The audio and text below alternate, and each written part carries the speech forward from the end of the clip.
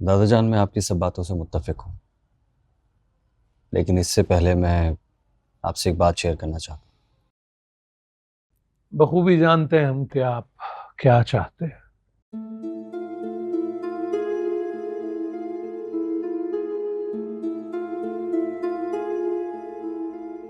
हमारे से ज्यादा आपको अपनी प्राइवेसी अजीज है, ऐसा ही है ना?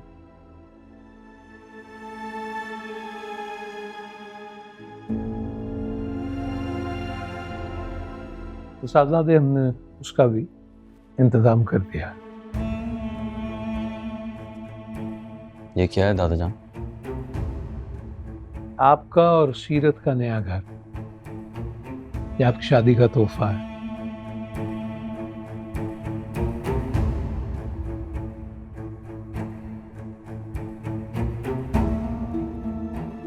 आप दोनों वहां मुंतकिल हो सकते हैं।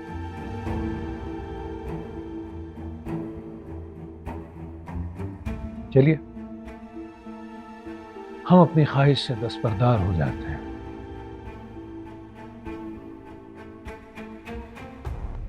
दादाजान, आपको ये सब करने की ज़रूरत नहीं है।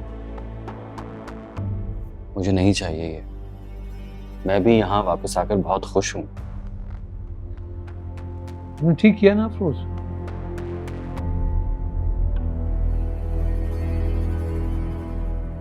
बच्चे शादी के बाद नई दुनिया बसाना चाहते हैं तो फिर हमें मदाखलत नहीं करनी चाहिए ना।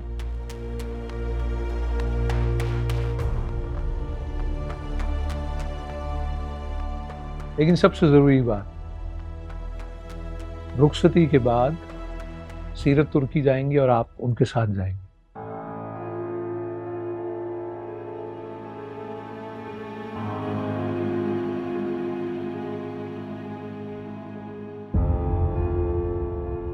ठीक है दादाजान, मैं सीरत के साथ जाने के लिए तैयार हूँ।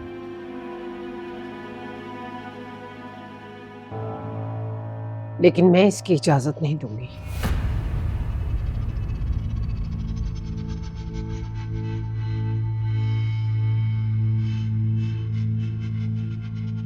चची अम्मी, मैं जहाँ भी जाऊँगा आपकी इजाज़त के बगैर नहीं जाऊँगा। शुजा, बेहतर है कि जो कुछ तुम कर चुके हो अब्बा जी को सब कुछ साफ साफ बता दो।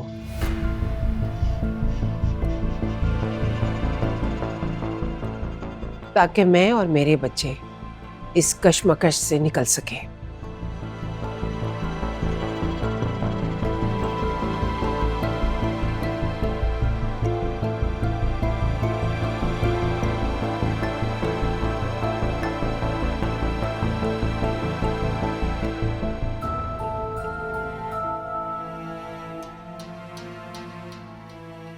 क्या माजरा है?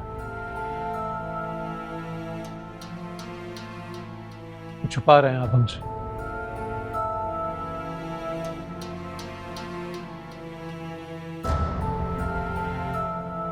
हम कुछ पूछ रहे हैं आपसे।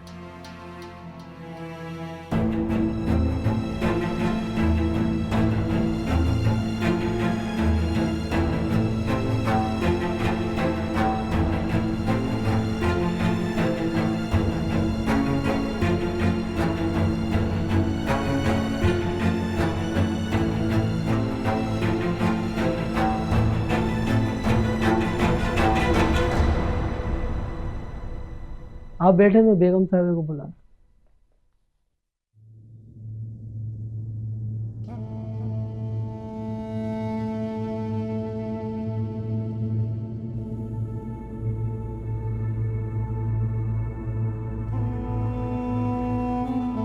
तुम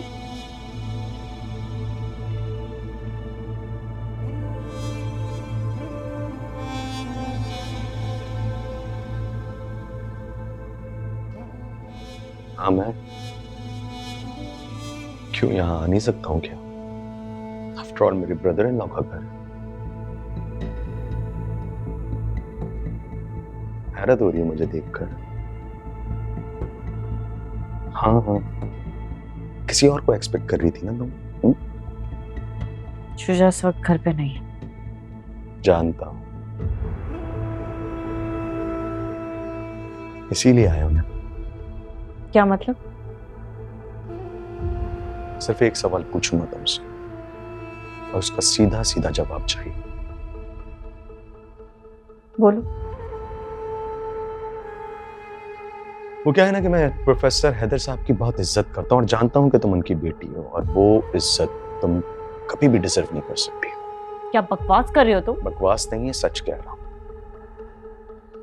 तुम्हें ये सच समझ नहीं आएगा क्योंकि तुमने जिंदगी भर झूठ छू बोला और जब इंसान जिंदगी भर झूठ बोलता है ना, उसे जब आदत हो जाए तो सारी दुनिया उसे झूठी लगती है ना?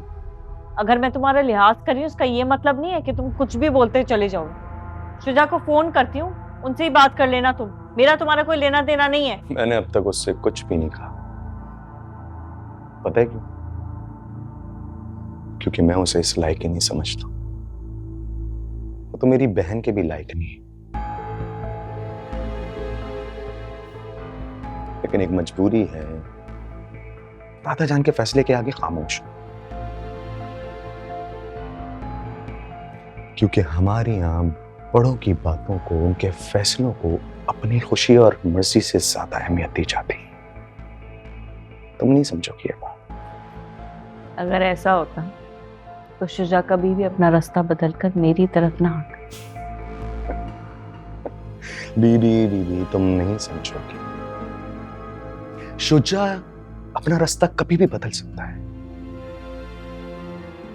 तुम्हारे लिए सबक है, किसी खुशफहमी में मत रहना। अभी शुजा को फोन करती हूँ। कोई फायदा नहीं, कोई फायदा नहीं।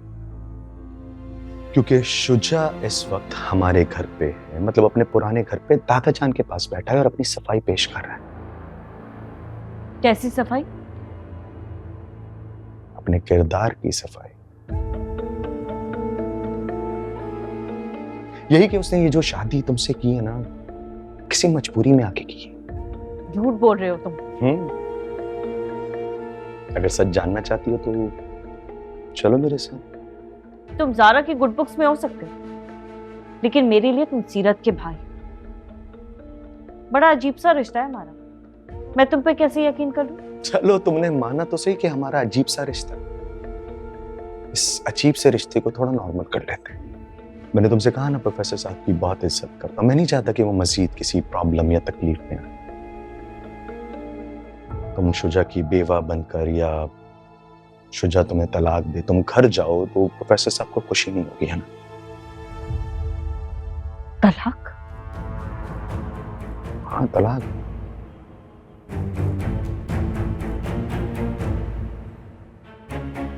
शुजा को मैं तुमसे ज्यादा अच्छे से जानता हूं।